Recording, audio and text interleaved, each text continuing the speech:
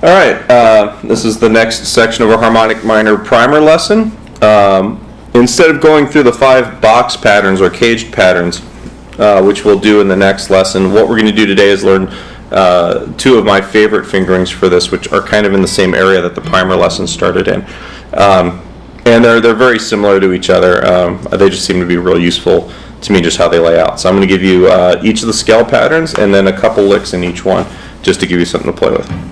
So we're starting on the E, 7th fret. This is our root for the scale pattern. All right, we're going on the 5th string. 7, 9, 10, 7, 9, 10. And then we're going to have to make a position shift up here. First finger on the 8th fret on the 3rd string. Right, 2nd finger on the octave, which is the 9th, and then 11. And then we're going to be on the 8th fret, 2nd string, 10 and 12.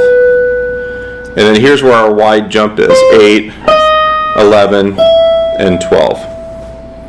And then coming back down, 11, 8, and then 2nd string, 12, 10, 8, 3rd string, 11, 9, 8, 4th string, 10, 9, 7,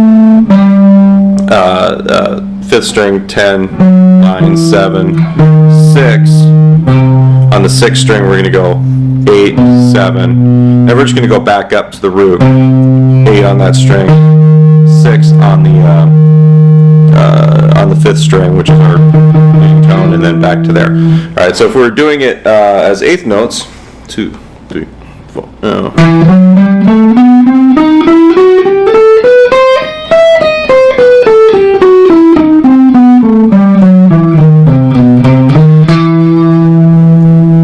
There's the scale pattern there.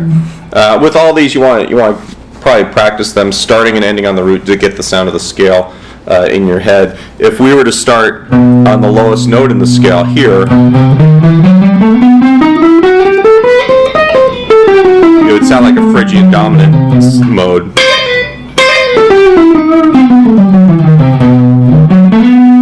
Which is a kind of a different sound. It's a mode of this scale. We'll talk about that a little bit later on. For right now, though, we're just dealing with it as a straight harmonic minor scale.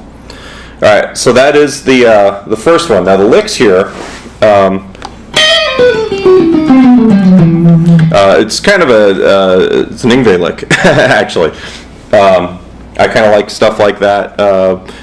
Most of you guys who have seen my lessons and some of the concert videos would probably be pretty surprised that I grew up listening to a lot of Yngwie, because almost all the stuff I've got posted is blues or jazzier stuff.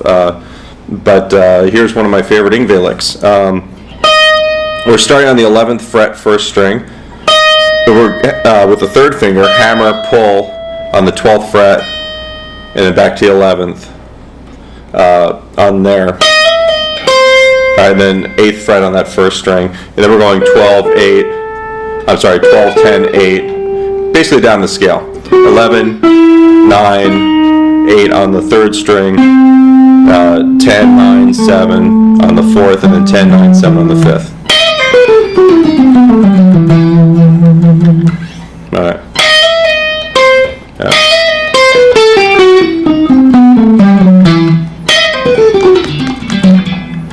All right. So there's one. Now the next one has absolutely nothing to do with Yngwie or Neoclassical. It's just something that I wrote kind of to give you something a little bit different to play with here.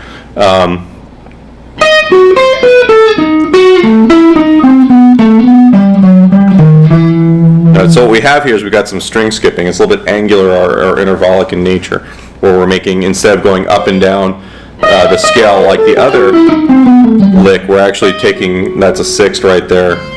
There's some wider distances at a tritone. So we've got the 11th fret with the pinky on the 1st string, 11th fret on the 3rd string with the 3rd finger, 8th fret on the 1st string with the 1st finger, and then 12 and 10 on the 2nd string. So we got,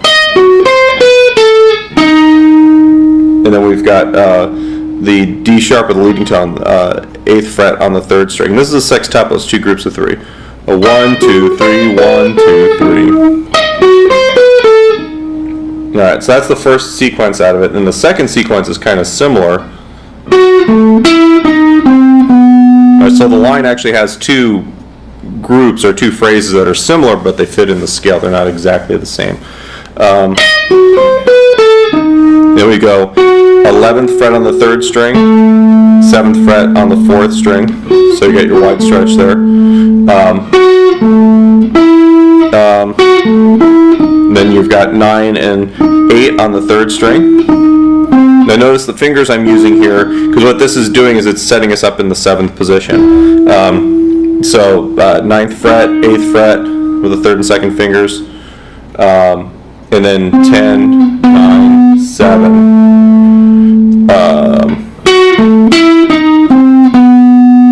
So one group of 6.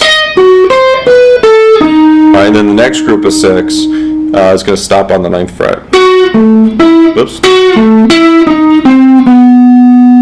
And then the third group of 6 on this is going to be starting on the 7th fret, 4th string, 7, 9, and then 10, 9 on the 5th string, back to 10, and then 6, 7. So you got 7, 9, next string 10, 9, 10, 6, and then 7, bring us back to the root.